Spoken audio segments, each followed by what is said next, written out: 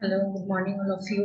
तो cardiovascular disease के बारे में पढ़ेंगे। एक्चुअली ये चैप्टर्स ये टॉपिक हम पढ़ चुके हैं, बट थोड़ा साइड साउंड का इश्यू आया था, तो फिर से ये मैं बना रही हूँ वीडियो। ठीक है। तो कार्डियोवास्कुलर सिस्टम के अंतर्गत जो भी बीमारी है वो हमको फार्माकोथेराप्यूटिक्स के अंतर्गत पढ़ना है। तो ये कहने का क्या मतलब होता है कि मेनली कार्डियोवास्कुलर मतलब heart plus vascular system, that means your arteries and your veins. इससे रिलेटेड जो भी प्रॉब्लम्स हो रहे हैं, चाहे ब्लड पंपिंग में हो या हार्ट रिलेटेड कोई भी बीमारी है, तो उसके अंतर्गत जो भी बीमारियां आ रही है वो हमको फार्माकोथेराप्यूटिक्स के अंतर्गत पढ़ना है। ओके। तो फर्स्ट वन इज हाइपरटेंशन। तो हाइपरटेंशन क्या होता है कि बेसिकली सबसे कॉमनली बीमारी है ये हाइपरटेंशन। सभी लोग हाइपरटेंशन के बारे में जानते हैं। तो ये एक ऐसा कंडीशन होता है कि जहाँ पे ये जो ब्लड है वो आर्टरी वाल पे बहुत तेजी के साथ लगता है। अब ये इतना प्रेशर के साथ क्यों लगता है, इतना टेंशन से लगता है, that is why it is called hypertension. तो अब ये इतना तेजी के साथ क्यों लगता है, नॉर्मल पंपिंग क्यों नहीं होता है? तो ये एक हाइपरटेंसिव आर्टरीज है। यहाँ पे क्या होता है कि कोई वजह से इसके बाल की थिकनेस बहुत मोटे हो जाते हैं। तो अब जैसे ही अंदर थिकनेस जैसे मोटा हुआ, तो अब ये जो क्या होता है कि इसका जो डायमीटर है ये बड़ा हो गया ऑब्वियस। तो इंटीरियर डायमीटर छोटा हो जाता है और बारह वाला बड़ा होता है। तो अब जैसे ही इंटीरियर डायमीटर नैरो हो गया, तो कोई भी चीज बहुत फोर्सफुली आएगा। जैसे फॉर एग्जांपल कि आप जब गार्डनिंग करते हैं, पानी पटाते हैं पेड़ों में, तो नॉर्मल अगर आप पाइप से देंगे तो नॉर्मल पानी आएगा, बट जैसे ही पाइप को आपने प्रेशर दिया, प्रेशर जैसे ही दिया उस पर, तो पानी बहुत तेजी के साथ निकलता है। तो सेम सिस्टम हमारा यहाँ पे होता है कि किसी वजह से यहाँ पे वाल के थिकनेस बढ़ जाते हैं, जिस कारण क्या होता है कि जो चीज निकल रही है और जो ब्लड निकल रहा है वो काफी स्पीड के साथ निकलता है, दैट इज हाइपरटेंशन। तो अभी नॉर्मली क्या हम जानते हैं कि हमारा नॉर्मली हाइपरटेंशन 140 के जैसे ही पार होता है तो हाइपरटेंशन में आ जाता है हमारा सिस्टोलिक पार्ट, और डायस्टोलिक पार्ट 90 से ऊपर। तो ये इंडियन सोसाइटी ऑफ हाइपरटेंशन 2020 का गाइडलाइंस है कि नॉर्मली 120 से लेस देन सिस्टोलिक प्रेशर होना चाहिए और 85 से लेस देन डायस्टोलिक प्रेशर होना चाहिए। अगर ये हाइपरटेंशन कब होता है, फर्स्ट ग्रेड होता है जब ये 140 से 159 तक रहे और डायस्टोलिक 90 से 99 तक रहे, और सेकेंड ग्रेड हाइपरटेंशन बढ़ता है कब, 160 से जब ये अबव होता है। तो अब ये जो हाइपरटेंशन है ये वो दो कैटेगरी का है। पहला एसेंशियल, जिसको हम लोग हाइड्रोपैथिक या प्राइमरी टाइप भी बोलते हैं। दूसरा सेकेंडरी। तो अब ये जो एसेंशियल है या आइडियोपैथिक या प्राइमरी टाइप का है, इसका कोई जनरली एक्सप्लेनेशन नहीं है। खुद की वजह से होता है, या तो आप बहुत ज्यादा सोडियम खा रहे हो, ओवर कंजम्पशन कर रहे हो, या पोटेशियम कम खा रहे हो, दोनों का बैलेंस नहीं बन पाता, दैट्स व्हाई। सेकेंडरी हाइपरटेंशन क्या, इतना टेंशन क्यों होता है, किसी और बीमारी की वजह से आपका ब्लड बीपी बढ़ा हुआ है। अब ये क्यों हो सकता है कोई किडनी का क्रॉनिक डिजीज हो, या आपका एओर्टा या किडनी आर्टरीज काफी नैरो हो गए हो, किसी भी वजह से उसमें बहुत ज्यादा प्लाक जम गया हो, कोर्टिसोल बढ़ गया हो, कैथोकोलामाइन्स बढ़ गया हो, लाइक दैट। ठीक है। उसके बाद एक होता है परसिस्टेंट हाइपरटेंशन। तो ये क्या है कि ये हमेशा चला आता है, कोई भी बीमारी आपका हो गया है हार्ट रिलेटेड, तो वहां पे क्या है कि उसके साथ आपका बीपी हमेशा के लिए बढ़ गया, तो हाई परसिस्टेंट हाइपरटेंशन। अब एथियोपैथोजेनेसिस के अंतर्गत क्या पढ़ते हैं कि सिम्टम्स क्या क्या बढ़ा सकता है इस बीमारी को। तो प्राइमरी हाइपरटेंशन में ये दोनों को आप मिला के लिख सकते हैं, जरूरी नहीं कि आप प्राइमरी को अलग करें सेकेंडरी को अलग करें, आप दोनों को मिला के भी एक साथ लिख सकते हैं। तो ओबेसिटी हो गया, इंसुलिन रेसिस्टेंट हो गया, बहुत ज्यादा सोडियम कंजम्पशन कर रहे हैं, सोडियम सॉल्ट बहुत ज्यादा मात्रा में ले रहे हैं, अल्कोहल बहुत ज्यादा ले रहे हैं, तो ये सब स्मोकिंग कर रहे हैं, ये सब आपके प्राइमरी हाइपरटेंशन के कारण है। उसके साथ कोई भी अलग बीमारी होती है तो वो सेकेंडरी हाइपरटेंशन का कारण बनता है। अब इसके सिम्टम्स क्या है, दैट इज क्लिनिकल मैनिफेस्टेशन। तो हेडेक होने लग जाता है, नोज कभी कभी ब्लीडिंग होने लग जाता है, confusion, vision problem, like that. ये जितने भी हैं प्रॉब्लम, ये सब प्रॉब्लम होते हैं। है, बट जरूरी नहीं कि हर किसी में ये प्रॉब्लम हो। मे बी कभी कभी क्या होता है कि आदमी टू आदमी ये वेरी कर सकता है।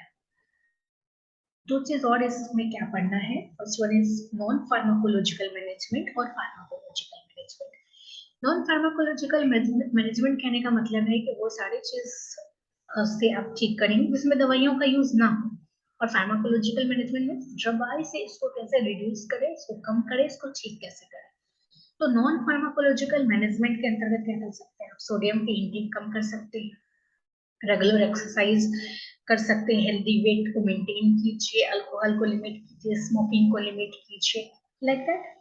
और फार्माकोलॉजिकल मैनेजमेंट में क्या करते हैं, हम क्या देखते हैं कि हमारा जो आर्टरीज है वो काफी नैरो हो गया है, तो वो कर सकते हैं। दूसरा, हमारा किडनी सही से काम नहीं कर रहा है, उस चीज से का फायदा उठा सकते हैं।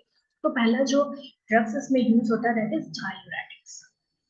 डायूरेटिक्स क्या करता है कि हमारा यूरिन आउटपुट बढ़ा देता है। तो पहला काउज क्या है कि हाइपरटेंशन का, कि हमारा जो सोडियम इंटेक है वो बहुत ज्यादा है, तो हम अपनी बॉडी से सोडियम को बाहर एलिमिनेट करें, तो किसके थ्रू करेंगे, यूरिन के थ्रू। तो जितना ज्यादा यूरिन आउटपुट होगा उतना ज्यादा हमारा सोडियम बाहर निकलेगा। तो डायूरेटिक्स क्या करता है कि किडनी को कमांड करता है कि सोडियम और वाटर कंटेंट्स को हमारा बॉडी से बाहर निकले। इससे हम लोग इंस्टेंट ट्रीट करते हैं हाई बीपी को। दूसरा है एंजियोटेंसिन कन्वर्टिंग एंजाइम इनहिबिटर्स। ये भी क्या करता है कि जनरली हमारे ब्लड वेसल्स को रिलैक्स करता है,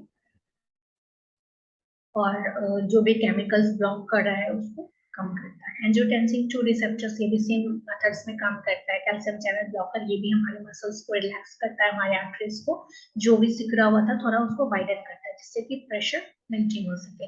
alpha blockers, alpha beta blockers सारा एक जैसा ही काम करता है। वेसोडाइलेटर्स के भी आर्टरीज को टाइट, जो बहुत ज्यादा टाइट था उसको रिलैक्स करता है। ओके नाउ, उसके बाद नेक्स्ट जो बीमारी है दैट इज एंजिना पैक्टोरिस। तो एंजिना पैक्टोरिस या एंजिना सिंपली कहते हैं, तो ये क्या है कि जो हमको चेस्ट पेन होता है, जो डिस्कम्फर्ट होता है कोई भी बीमारी के कारण, कोई भी कोरोनरी हार्ट डिजीज के कारण जो पेन हुआ है उसको हम लोग एंजिना बोलते हैं, जो दर्द होता है।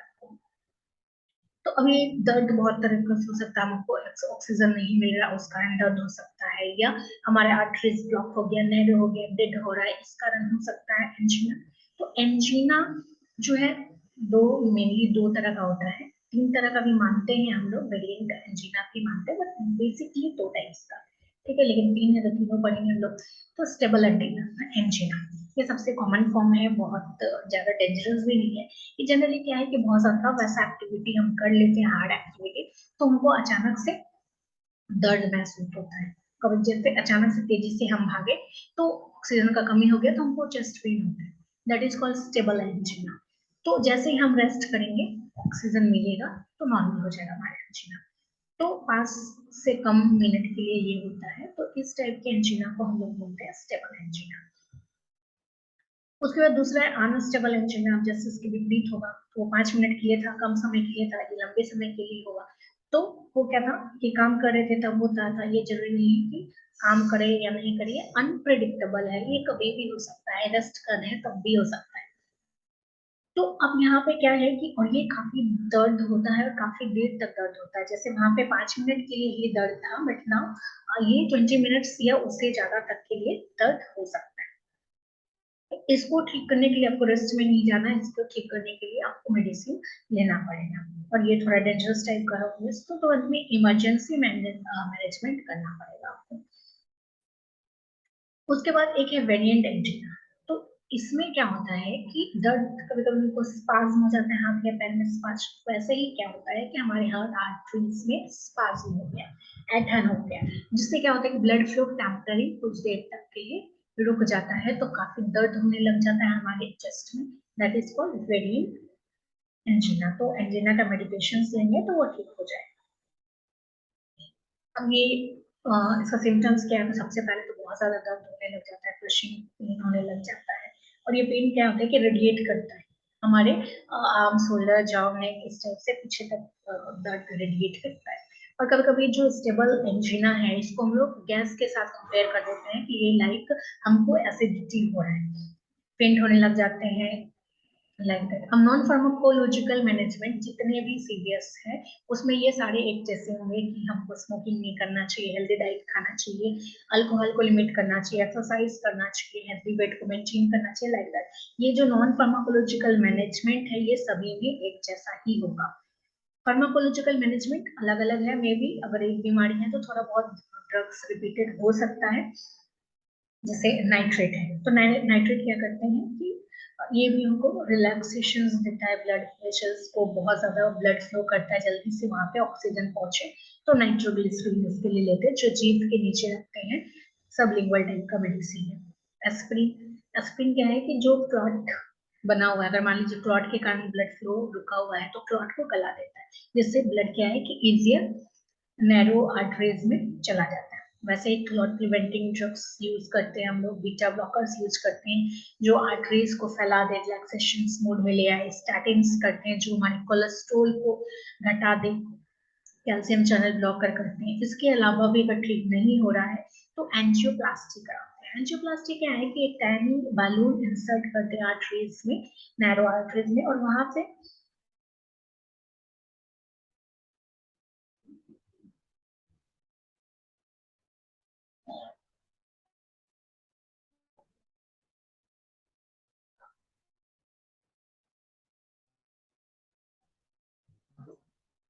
ओके। तो एंजियोप्लास्टी में क्या करते हैं, टनी बैलून लेते हैं, छोटा सा बलून लेते हैं और उसको नैरो आर्टरी, जहाँ पे भी आर्टरीज नैरो हो चुका है जिस भी रीजन से हो वहां पे इंसर्ट कराते हैं और मशीन की सहायता से उस बलून को फुलाते हैं। तो जैसे वो बलून फूलेगा तो ऑब्वियस क्या होता है कि आर्टरी को वाइडन कर देता है, बड़ा कर देता है। तो उसके बाद क्या करते हैं कि वायर में से लेके उसको इंसर्ट करते हैं जिससे कि अ, वो आर्टरी हमेशा ओपन रहे, जिससे ब्लड फ्लो इजिली से हो जाए।